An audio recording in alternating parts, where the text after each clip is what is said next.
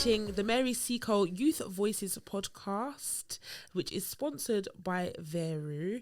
Today, we will be speaking about changing the skin you're in. And we are joined by Drew, who is the LGBTQ Lead at Luton Sexual Health Clinic. Welcome. Thank you. I was just saying before we actually started rolling that when I first ever met you, there used to be Brooks, so this was for under 24s, and you could go there for help with sexual health, sexual education. They used to go around to different educational places as well and deliver workshops. So it was really great to see you now that I'm an adult. It was a long, long time ago, but yeah, it's nice you remember me. It's good that you're still doing some work in that field as well, because I think it's necessary. It's a passion of mine. I've been in it for 15 years now, sexual health, but my role sort of evolves and changes, so it's sort of kept me kind of interested in stuff. So now that I'm the LGBT lead, it's just another different kind of level to my job. So. And how did you get into that? Into being the LGBT? So primarily, I'm a youth work trained. So youth clubs, working for the council, and then a sexual health job came up, which was Brooke. Okay. Applied for it, got it, and not looked back since really. So it's been quite a long journey. Learned lots of new different things, lots of skills. So, but I'm really pleased to still be doing it. It's a really good job. Well, again, welcome. Today we'll be speaking with you about people changing the skin they're in, and there are many different ways that people change the skin they're in. And we did ask some young people as well about this. Are you aware of the different ways that people change the skin that they're in? Yeah, I mean, I think it's important to say, I think, look, we're all born the way we are, and for some people it's okay, and it's just something that they're born into and they kind of accept. I think working with young people as they get older, as they get a bit more independent, I think they like to change some of the things about them. So that can be things like their gender, the culture, their faith, the way they express themselves. So I think, we are born the way we are, but I think over time, when young people get a little bit more independent, have had lived a little bit of life, I think they decide that they want to change certain things about them, and I think that's a great thing to do. It's a great journey to go on. Some people need a lot more help than others, but I think there are many different ways that people can change the skin they're in or the way that they present themselves. With regards to people changing the skin that they are in, do you feel that they face the same discriminations as those who are in those groups already? So I'll give you an example. There is a lady called Rachel out in America. She was presenting herself as black or biracial, but she was actually a white woman. She was the head of the NAACP. It was very deceitful. There was a whole commotion over it. Obviously, growing up, she wouldn't have faced the same discrimination as, say, an actual black person. There's often the saying that they say they want our rhythm and not our blues. So would you say that other people that might change the skin they're in other ways face the same discriminations or different discriminations? And if so, can you elaborate on the different things that they might face? I think sometimes when a person or people present themselves in their original form, I think we just take them as they are. I think when people decide to change certain things about them and we discover new things about people, I think there might be some added or slightly different discrimination around that. So, particularly with trans young people, there's a lot of discrimination about why somebody is trans, why would somebody want to change the body that they were born with, and those sorts of things. And sometimes when we work with young people, if they are already out when they go into, say, secondary school in year 7, they're just accepted as that person. Yeah.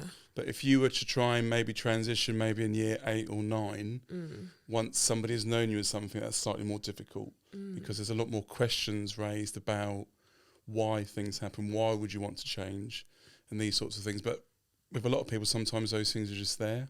Yeah. And in terms of discrimination, I mean, it does come down to either just a lack of knowledge. There is obviously still quite a lot of fear and ignorance around diversity, why people present the way they do, the different types of people that we have in our community. So a lot of it comes down to, I'd like to think, a lack of understanding rather than ignorance or intolerance or fear. But at the end of the day, we just want people to be themselves, want them to be happy, want them to be safe. Their lives don't necessarily impact much on other people's lives, unless them themselves are being sort of discriminative or, not accepting of the way that people might present. What kind of things have you faced in terms of like, I guess, like, do you offer counsel to young people? What is it that you do with regards to being like the LGBTQ lead? So like if somebody is facing that kind of issue. So we've identified the need that there's not many LGBT services in Luton. So we're not counsellors at Luton Sexual Health, but what we are outreach workers. So we provide a safe and confidential space for someone to explore their sexuality and gender without judgment or fear. So a lot of my work is just asking young people how they feel about their gender or their sexuality, what support they might like from us. If they're trans, plus or non-binary, just have they sort of discovered what their transition journey might look like? Is there anything that we can support with that as well? We do quite a lot of work with schools, sort of training to ensure that they're LGBT plus inclusive. So that's involving the RSE curriculum, talking about things like uniform, changing rooms, toilets, those sorts of things. So it's kind of, I suppose we're an advocate for the young people we work with, just trying to make their lives better, trying to improve colleges, schools, workplaces, anywhere that they might go, just to make sure they're trans inclusive. We can make referrals to gender identity clinics if they want to go down that transition route. And quite a lot of the work we do is to try and support GPs as well to increase their knowledge and skills around what LGBT plus is, some of the issues that they might face, and just to make sure that if they do access their GP that they'll get a sort of a supportive environment to explore and discuss things. So you mentioned that there isn't much support with regards to young people in the LGBTQ plus community. What do you think can be done more then to support young people with regards to changing the skin they're in, when it comes to like finding their identity and who they are? I think safe spaces are really important. I think professionals that are non-judgmental. A lot of the work we do with professionals is, we talk about having your own personal views around certain things. So whether that's gender, sexuality, culture, religion, everyone's entitled to their own thoughts and feelings around those sorts of things. But obviously, as a professional supporting somebody in those circumstances, we just want to make sure that that they just treat people with respect, that they're there to listen, not to judge, and those sorts of things. I think the LGBT plus scene is getting much better. We've now got Pride in Luton, which was set up last year. So that is a really positive space for people to be in who are LGBT plus. There's lots of different organisations now. There's LGBT Bedfordshire. There's Rainbow Bedfordshire. So there's a lot more support out there for the LGBT community. And I think in Luton that was lacking slightly. We're working very close with TOCO as well. They've got an OK to Be group, which is for young LGBT young people. So I think over time, the LGBT foundation and support is much better. I think it's increasing. There's lots of things in place now to support young people. LGBT Bedfordshire probably support more adults, I think. So they're more of a social thing. So things like they do walking clubs, they do arts and crafts, yoga, like events and activities. Yeah, but they also support people who might need support with transitioning, paperwork, those sorts of things. So I think it's got much better. I think we're in a good place at the moment.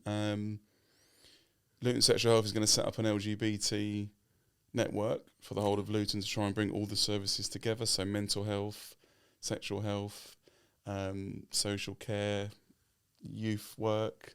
So hopefully over time there'll be a proper kind of structure in place to support LGBT young people more. We found that as a result of COVID, particularly after the first lockdown, more young people were confident to come out. So the work we do at Luton Sexual Health has increased. And so my role's kind of expanded as part of that and as part of identifying the need. So I think we're in a really good place when it comes to LGBT plus young people. So it's really nice to be a part of that. And my colleague Kelsey is the chair of Pride in Luton. So, Pride in Luton didn't exist 2 years ago. LGBT Bedfordshire didn't exist 2 years ago. So I think we've responded really well as a town to make sure that our LGBT community is supported, listened to, and that there's safe places that they can go. Brilliant. Well, thank you so much for coming and joining us today. No worries. Thank you for inviting really me. Appreciate you. It's nice to see you that you're still doing some work in the community as well.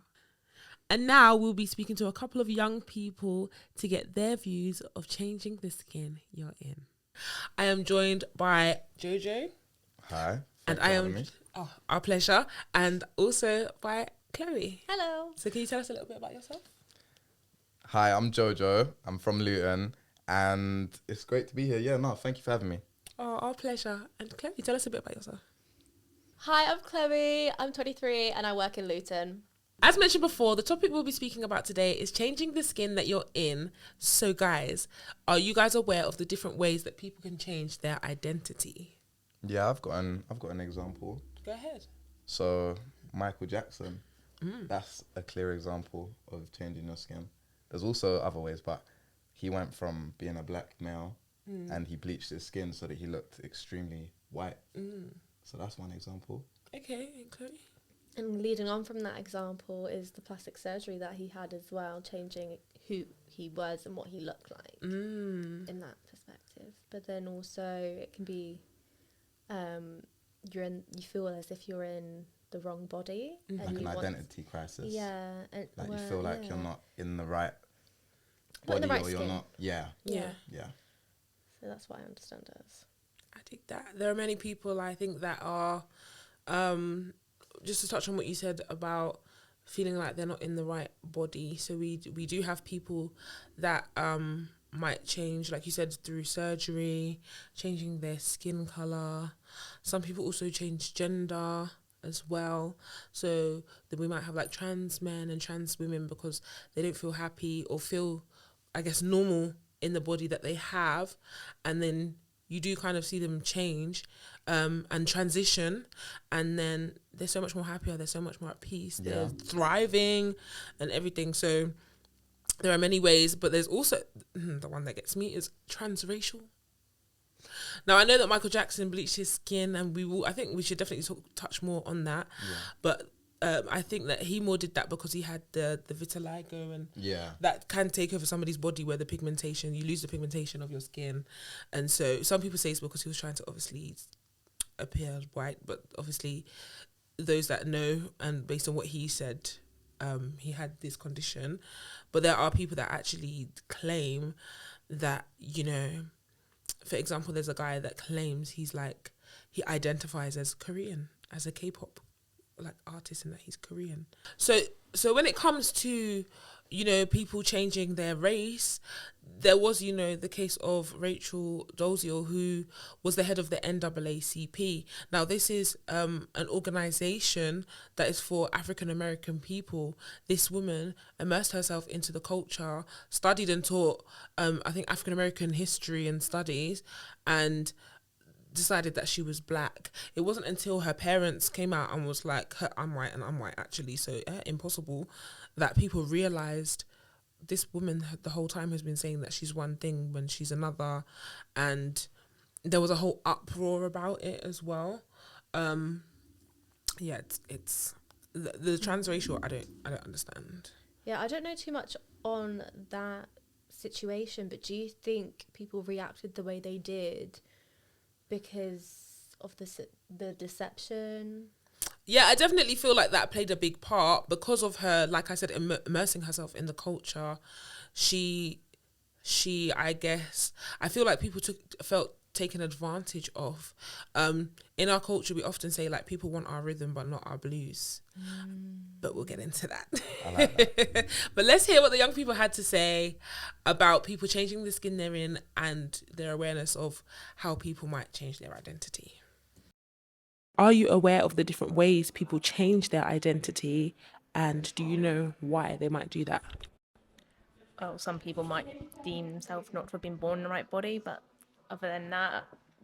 Yeah, I'm aware that people change their identity and, You know, we've got a few. We've got transsexuals. We've got non-binary. We have people who don't identify as a certain race anymore. Yes, they do it because they don't feel comfortable with who they are. Some people aren't comfortable with how they were born. Some people feel better and more confident if they, alter themselves in anything anyway. Yes, there are many ways that people change their identities. One, it could mean changing their whole body as a whole, or two, it could mean their dress identity. Maybe one day someone could wear a tracksuit and the next day someone could wear a dress.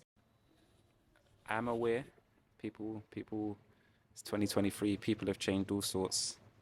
So I'm not too educated, but I'm aware that people do it. To be honest, like, I'm aware of it, but I mean, I guess people do it for different reasons. Like, some people just want to fit in with, like, whatever they're changing it to. Yeah. Or, I'm not sure, some people might just feel uncomfortable and they want to change something. I don't know, there could be many reasons. To feel more comfortable in their skin.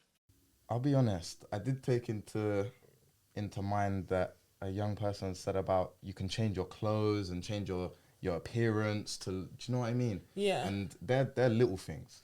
As you said, people can change their clothes, but that makes me think about the other ways that people actually, change the skin they're in or change their identity, such as, surgery, breast enlargements, reduction. Sometimes reduction is more for like back pain and stuff, but it's still, sometimes it is because of like appearance, lightening their skin as well. I know we briefly spoke about Michael Jackson, but in like Black and Asian cultures, sometimes, people bleach their skin using like creams, and it's so that they can lighten their skin to kind of, sometimes it's to appear lighter skinned or whiter for that European beauty standard, but also for things like jobs, or they might be like a TV personality, they might be a celebrity, or there's so many different reasons why somebody might lighten their skin, but sometimes it is more an economical reason, like they want to appear lighter skinned so that it can be accepted for those kind of positions and roles and be respected as well, I guess, because they feel like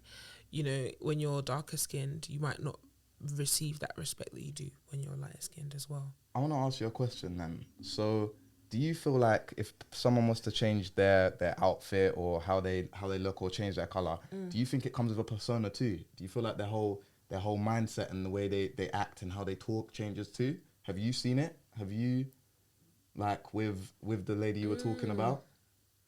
So with the lady that I was talking about, I didn't really watch anything with her like speaking and stuff, but I just knew that it's a fact that she was like claiming that she was black.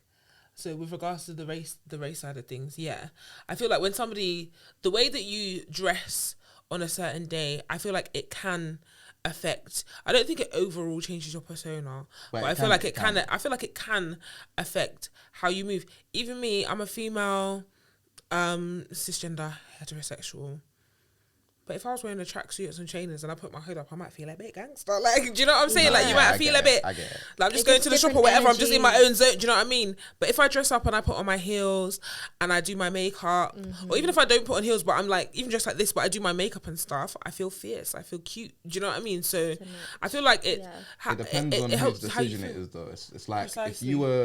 If you were influenced by someone else, then your persona probably would change because you're around them people. Do you get? Yeah, that's true as well. If it was your decision, you'd still be the same person no matter what, like changing your colour, changing your hair, do you know what I'm saying? Yeah, I hear what you mean. I feel like what I'm talking about is more about how you feel about yourself when you're dressed in that way as opposed to how you're acting. Yeah. So I 100% get that, but I do feel like, when we touched on like the emo side of things, like in school, you get some people that are like the emo kids with like, the bang and do you know what I mean? And some people, you look a bit guilty. Filter. Maybe that was me. But that's what I'm saying. Look, you're not even like that anymore. I was there listening to that heavy metal. See? But I was that quiet kid at the front of the class who was like the whole time. But what happens is, I feel like what happens is as well, obviously when you're a child, you're young, so like your influences then and who you're around then, like you that broadens as you get older and you start to know who you are Yeah, you more. find When yourself. you know who you are more, you find yourself, and then you're actually like, okay, I actually don't like dressing like that, but I do like that music. Yeah. Put it I on the don't playlist. regret the Serious. choices. Well, I mean, I look back and I'm like, okay. you were living your best life. You were minding at your the whole time, business. Yeah, exactly. There's nothing wrong with it, but like you don't seem like nobody would even know that that's how you were yeah. before as well. Do you know what I mean? So yeah, I feel like there are so many different ways that people change the skin they're in. It's not always, a transition or something that's a big change. Sometimes they are little changes like surgeries, like the skin lightening and all of these things. Yeah. So the next question that we actually ask the young people that I'm going to pose to you guys is, do you think that people that do change the skin they're in or change their identity actually face the same discrimination of those groups that they identify with? Do you believe that individuals that do change their identity face the same discrimination as the groups that they identify with? Yeah, probably a bit more so sometimes, actually. I think they do face discrimination, but it's not going to be as much as the people who face the original discrimination. No. Like, so example, yeah? Like people that change their gender, they kind of like, I know they're part of like, so if like a man changed to a woman, he's part of like a woman, but then he would have his own problems being transgender instead of having women's problems. Do you know what I mean? No. Growing up black is a different thing completely. Not knowing why people call you certain things or why people will think certain things about you purely for how you are. No. For my personal experience, I feel like they won't go through the same things as a woman as a whole has gone through in general. Nah, they don't face the same. They face a whole new discrimination because they've made a new choice that no one in the world understands but them.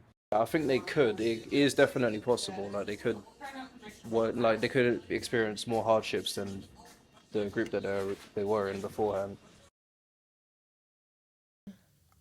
Me personally, I feel like there's a lot of people that judge in this world. We have a lot of people that just, you can look at someone and say, oh, you're like this, but you don't know them. Do you get it? So in that sense, I feel like there's not enough people that want to understand. They just see you and they're like, oh, it's that. So they would have seen your change before, like what you were like before, and they'll be like, oh, you were that. And then they'll see the change and be like, oh, you're trying to be that, and bring it all in one. So then you've got two.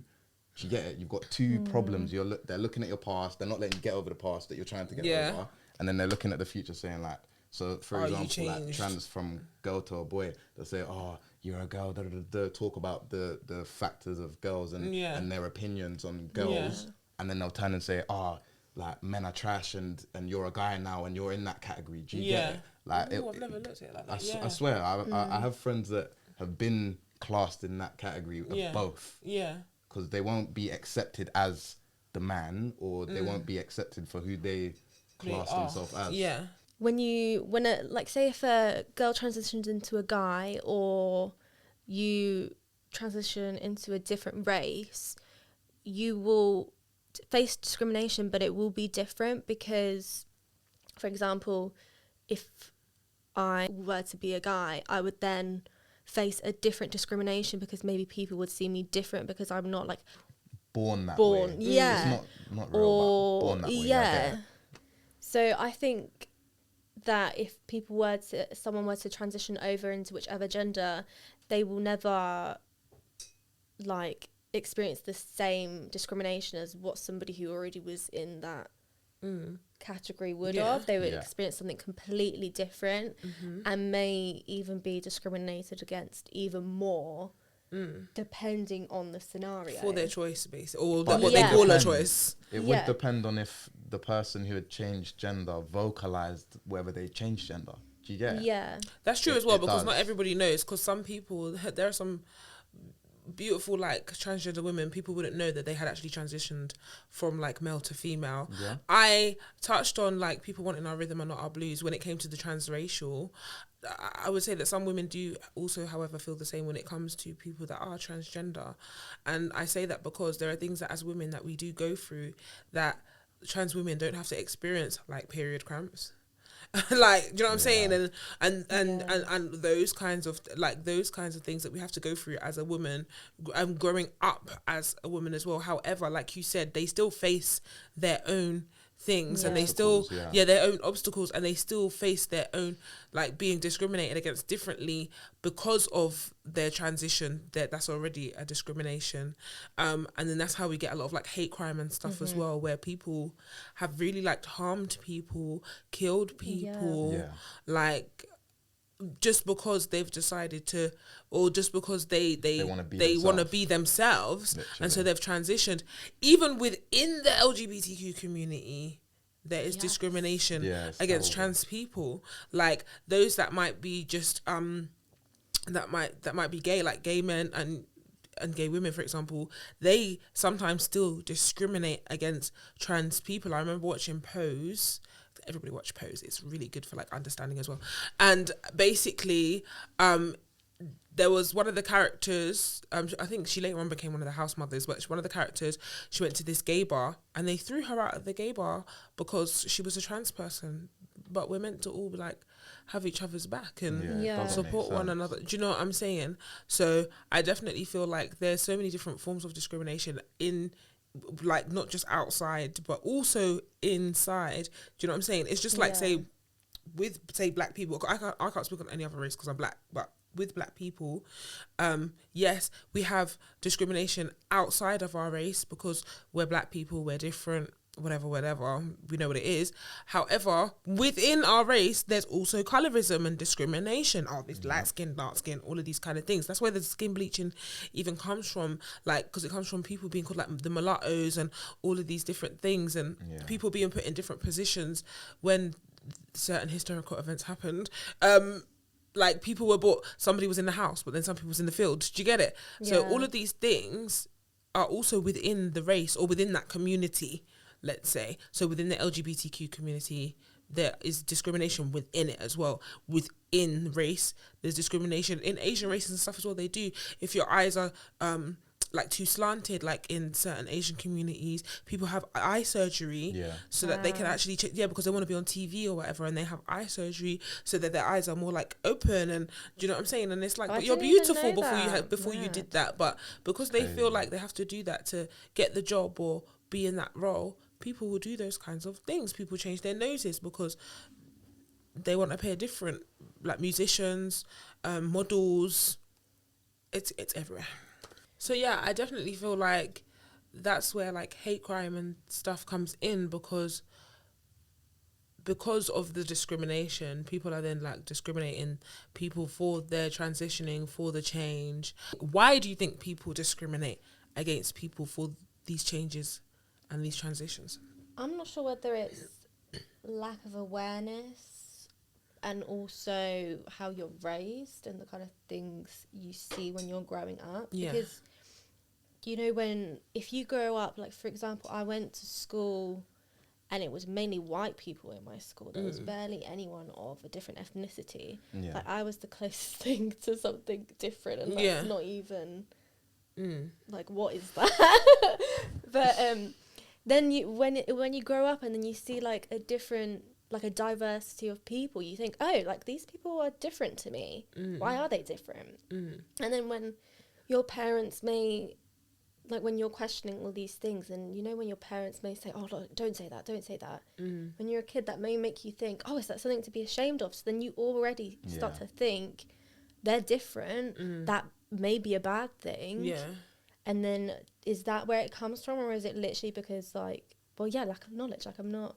It varies. Some people are brought up, like, their parents will be like, oh, you can't be around that, you can't be around this.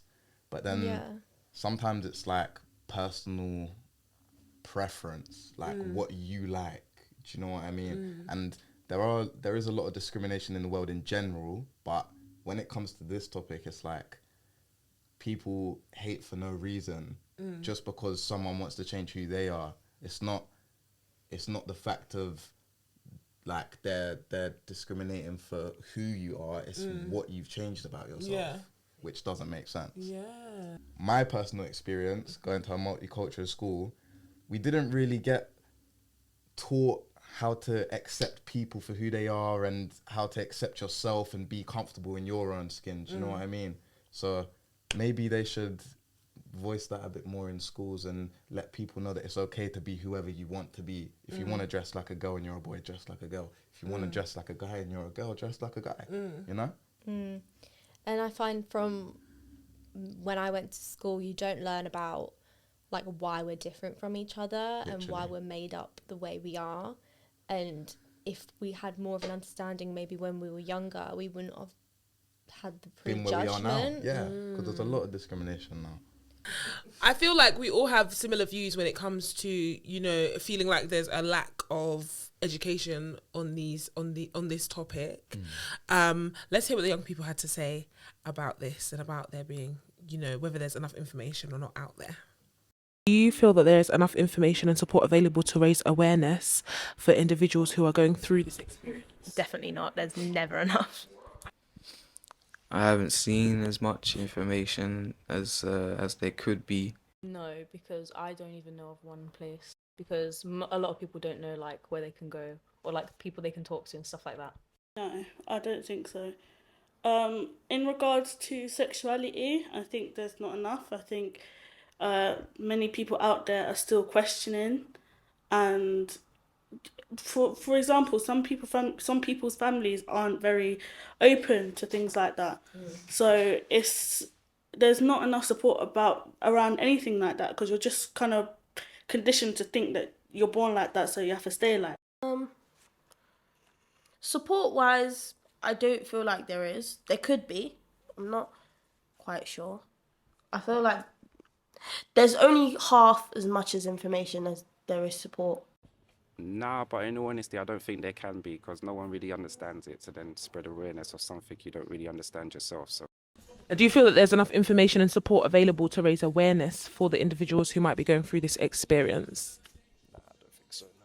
It's kind of just like the most they do to help people, like in those kind of boats, or just I don't know, put a few flyers up, maybe a few websites, adverts, and that's it. But I don't think there's actual like enough help for the actual people themselves.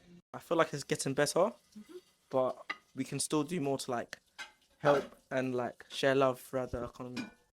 I feel like they offer quite a lot of surveys at schools and colleges, etc., etc. But I don't feel like it's talked about enough.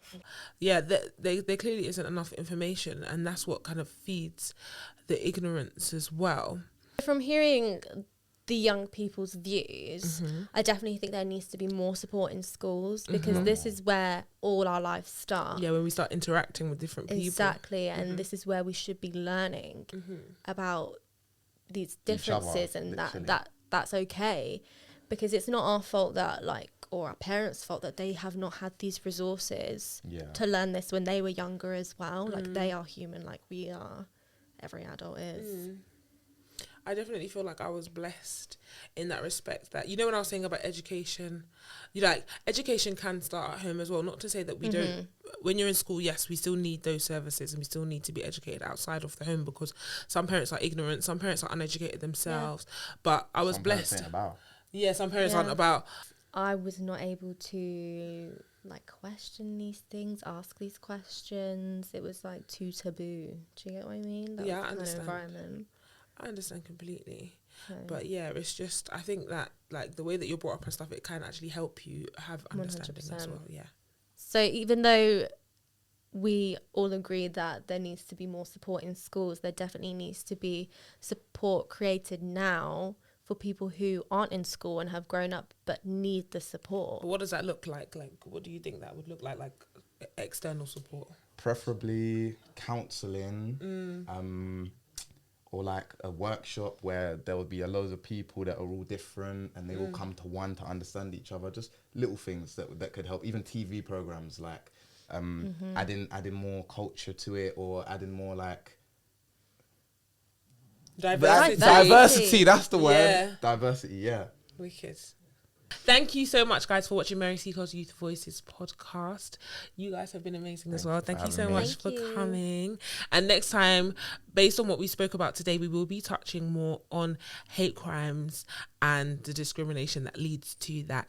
If you haven't already, make sure that you subscribe, leave a comment in the comment box, and press that notification bell so that you're aware of when our next episode is out. Bye.